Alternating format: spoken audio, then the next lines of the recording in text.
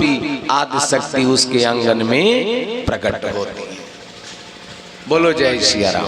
जय सिया राम। जब हमारा हृदय अभिमान से रहित होगा, वेदों शास्त्रों के प्रति हमारा विश्वास होगा, तब श्रद्धा हमारे अंदर प्रकट होगी। और जब श्रद्धा भगवान की भक्ति के प्रति प्रकट होगी, तब इसी श्रद्धा को भगवान शिव अपना लेते हैं। जो भगवान भोलेनाथ ने पुनः पार्वती जी को अपनाया। बस इसका यही संदेश है, यही ज्ञान है।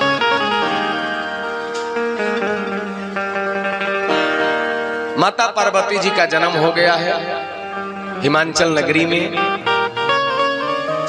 सारे देवी देवता सब ऋषि मुनि बनकर के और हिमांचल नगरी में आ गए।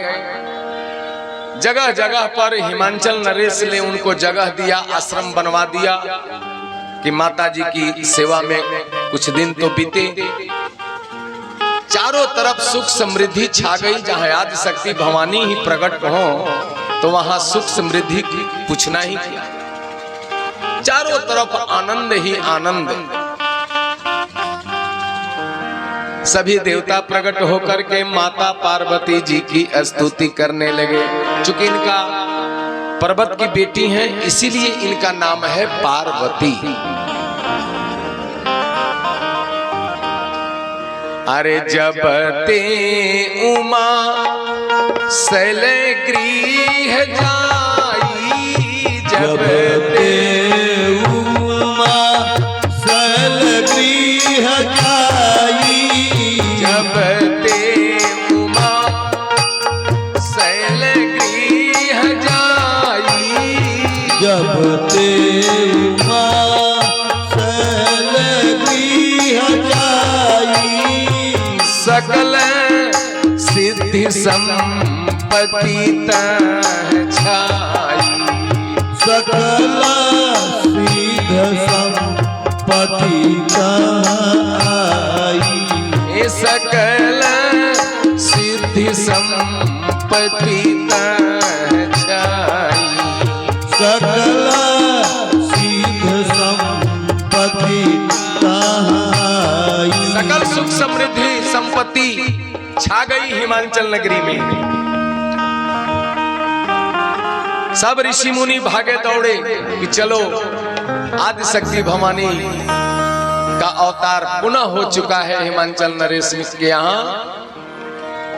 कि जहाँ तह मुनि न सुआश्रम किन्हे, जहाँ तह मुनि न सुआश्रम कीन्हे, जहाँ तह मुनि न सुआश्रम किन्हे, जहाँ तह मुनि न सुआश्रम कीन्हे, ऊचित बास हिम भूधर दिन में, उचित बास हिम भूधर कीन्हे, उचित बास हिम भूधर दिन में, उचित बास हिम भूधर कीन्हे, जहाँ तह मुनि न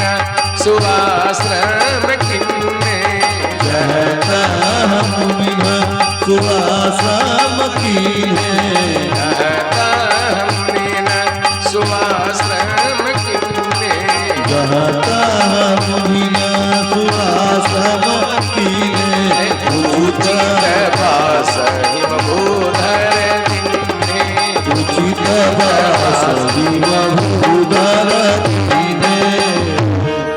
बोलो आदि शक्ति भवानी की जय। सब देवता प्रकट हुए और आदि शक्ति माता की स्तुति करने लगे। क्या कहते हैं कि मुझे रास आ गया माँ, कि मुझे रास आ गया माँ, तेरे दर पे सर झुकाना। मुझे आस आ गया माँ तेरे दर पे सर झुकाया। मुझे आस आ गया माँ तेरे दर पे सर झुकाना। आ गया माँ तेरे दर पे सर झुकाया। मुझे आस आ गया माँ तेरे दर पे सर झुकाना। मुझे रात आ गया तेरे दर पे सर झुकाया। मुझे आस आ गया माँ तेरे दर पे सर झुकाना। मुझे रात आ गया माँ तेरे दर पे सर झुकाया। अब तो रहेगा मैया, अब तो रहेगा मैया तेरे चरणों में ठिकाना। तो रहेगा मैया तेरे चरणों में ठिकाना। अब तो रहेगा मैया तेरे चरणों में ठिकाना। अब तो रहेगा मैया तेरे चरणों में ठिकाना। जरा से आ गया माँ तेरे दर पे सर झुकाना। जरा से आ गया माँ तेरे दर पे सर झुकाना। हरी ताली बजाते हुए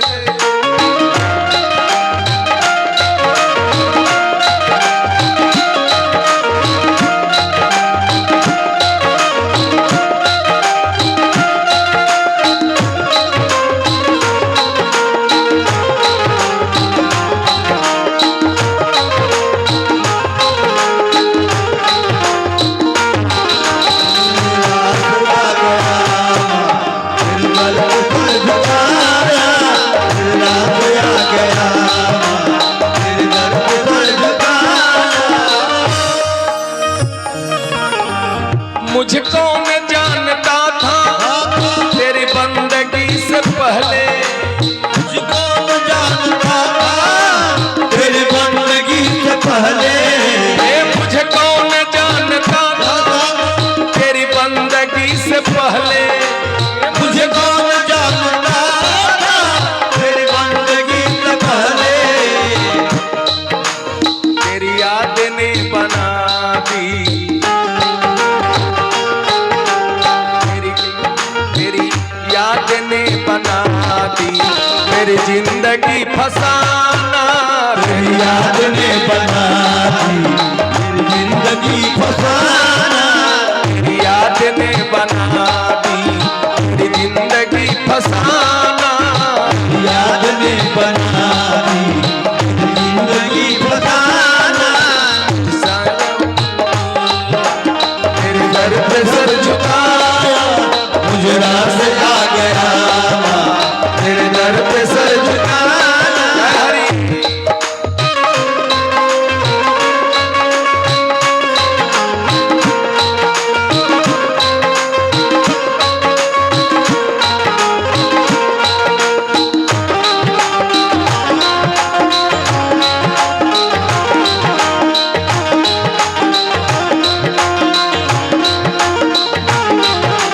मुझे रात आ गया माँ तेरे दर पे सर झुकाया। मुझे रात आ गया माँ तेरे दर पे सर झुकाया।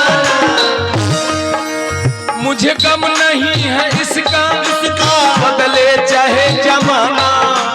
मुझे गम नहीं है इसका बदले चाहे जमाना। मुझे गम नहीं है इसका बदले चाहे जमाना। मुझे गम नहीं है इसका बदले चाहे जमाना। लेकिन मुझे गम नहीं है इसका बदले चाहे जमाना। चाहे जमाना बदल जाए मुझे गम नहीं है इसका बदले चाहे जमाना। मुझे गम नहीं है इसका बदले चाहे जमाना। लेकिन ऐ तू जहां की मालकिन, ऐ तू जहां की मालकिन कहीं तुम बदल न जाओ। ऐ तू जहां की मालकिन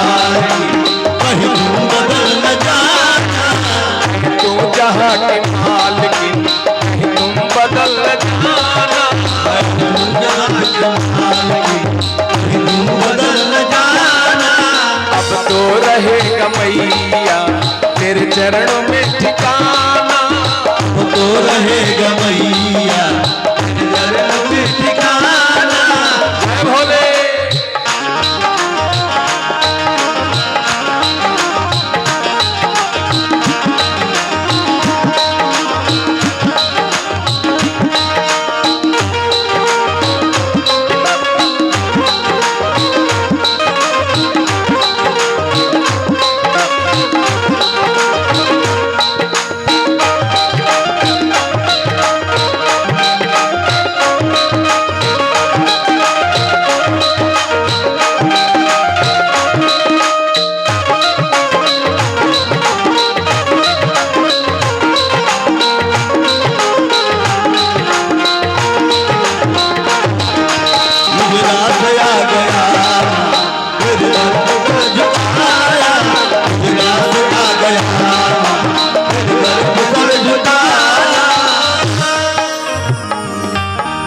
दुनिया के ठोकरों से आया मैं तेरे द्वारे, दुनिया के ठोकरों से आया मैं तेरे द्वारे,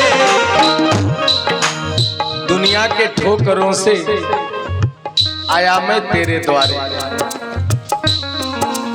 दुनिया की ठोकरों से आया मैं तेरे द्वारे, दुनिया के ठोकरों से आया मैं तेरे द्वारे, दुनिया के ठोकरों से आया मैं तेरे द्वारे, दुनिया के ठोकरों से आया मैं तेरे द्वारे। ऐ शेरा वाली मैया,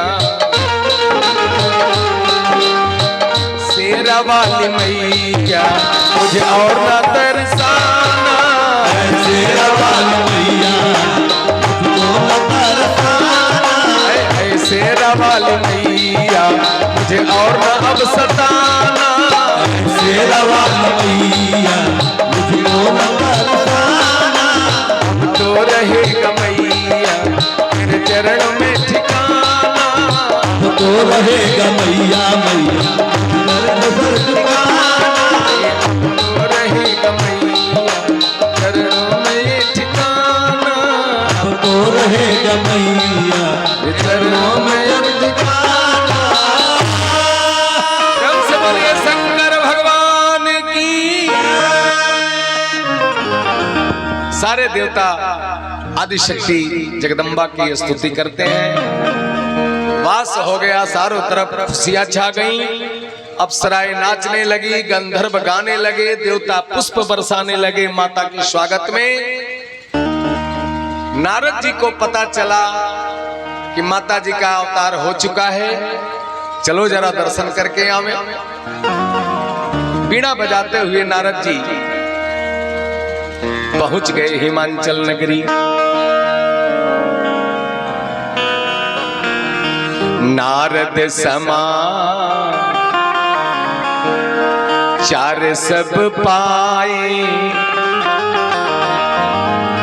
कौतुक कहीं गिरी गे है सीधा।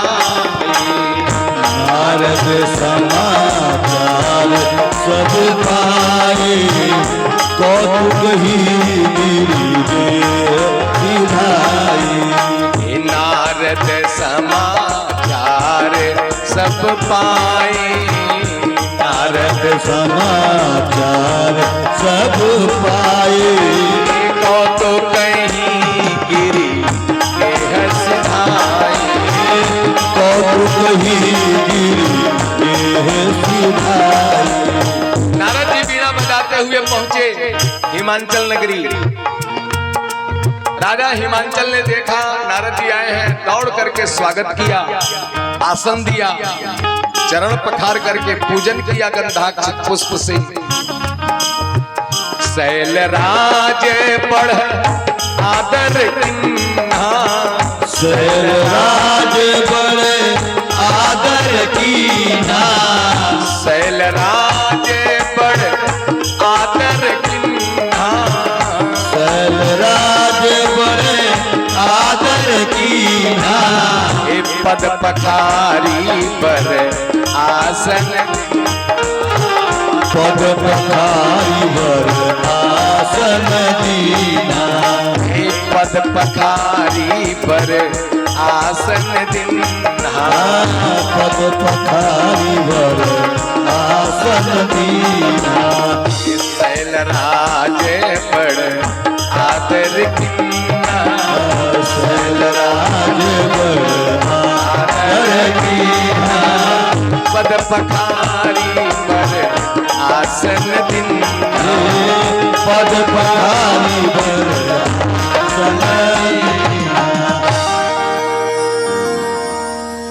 चरण पखारा, नारद जी का आसन दिया, गंधाक्षत से पूजन किया।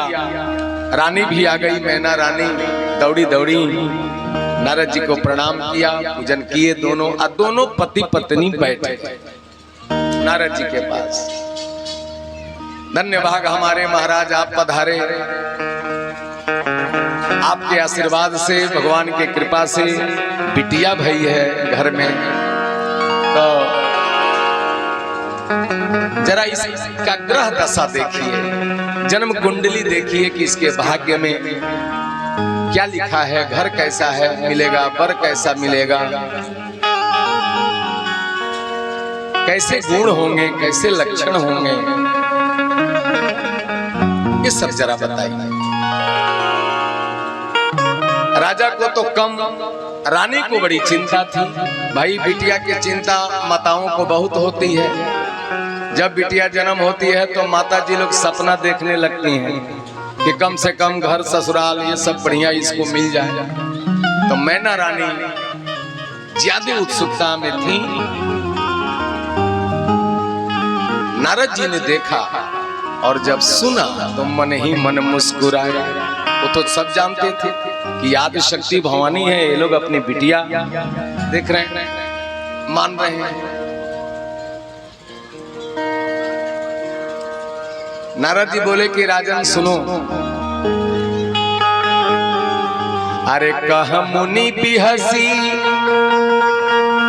बिहसी माने मुस्कुरा करके बोले कि कह मुनि बिहसी गूढ़ मृदु बानी, मुनि बिहसी गूढ़ मृदु बानी, कह मुनि बिहसी गूढ़ मृदु बानी, मुनि बिहसी गूढ़ मृदु बानी, सुता तुम्हारे सकल गुण खानी, सुता तुम्हारे सकल गुण खानी, सुता तुम्हारे सकल गुण खानी, सुता तुम्हारे सकल गुण खानी। ओ कह मुनि बिहसी गूढ़ मृदु बानी, कह मुनि बिहसी गूढ़ मृदु बानी, सोता तुम्हारे सकल गुण खानी, सुता तुम्हारे सकल गुण खानी, सुता तुम्हार सकल गुण खानी। अरे राजन इसमें क्या पूछना है, बिटिया जो आपके यहाँ पैदा हुई है सारे गुण संपन्न, संसार का कोई भी ऐसा गुण नहीं है जो इसके पास न हो। सुलक्षणा होगी, आपके नाम जस को फैलाएगी,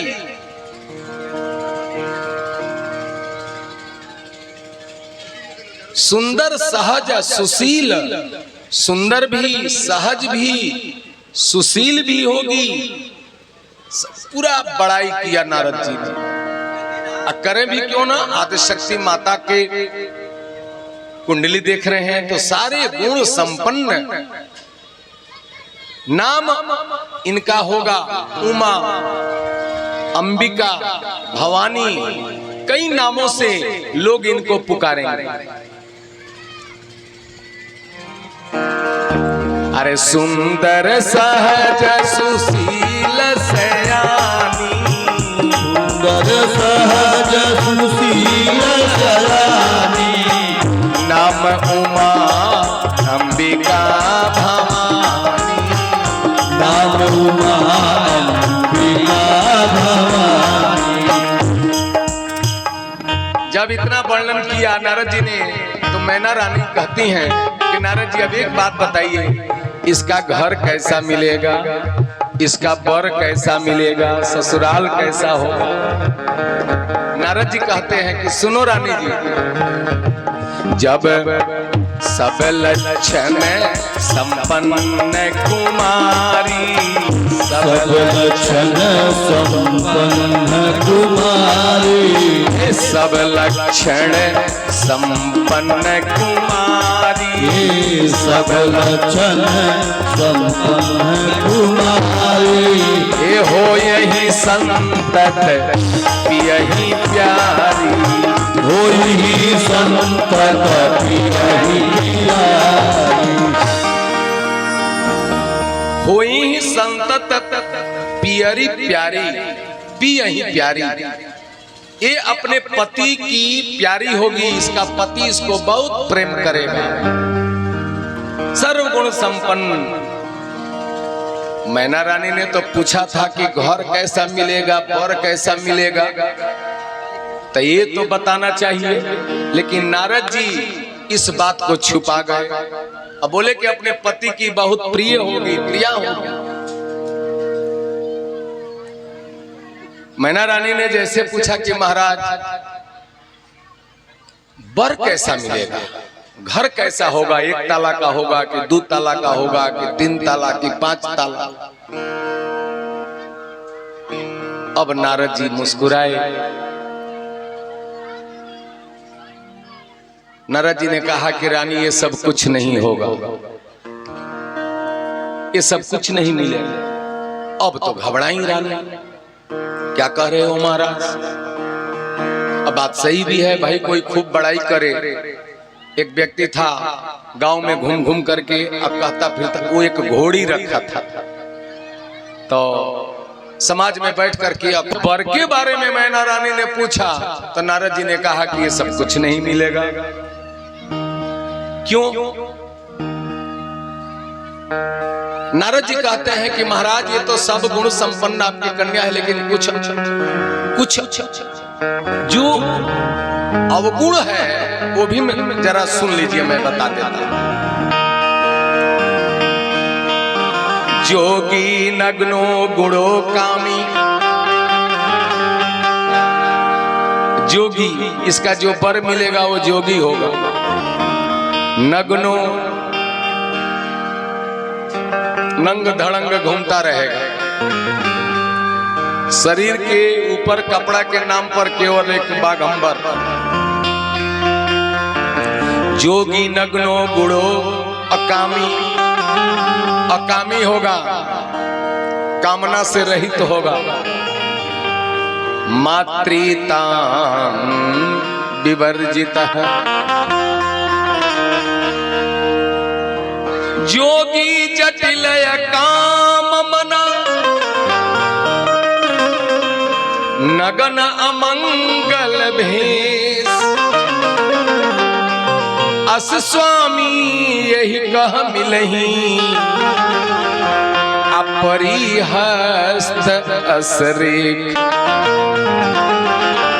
रानी इस कन्या के हाथ की रेखा बता रही है कि इसका जो वर मिलेगा वो अकामी होगा, नग्न भेष में रहता होगा,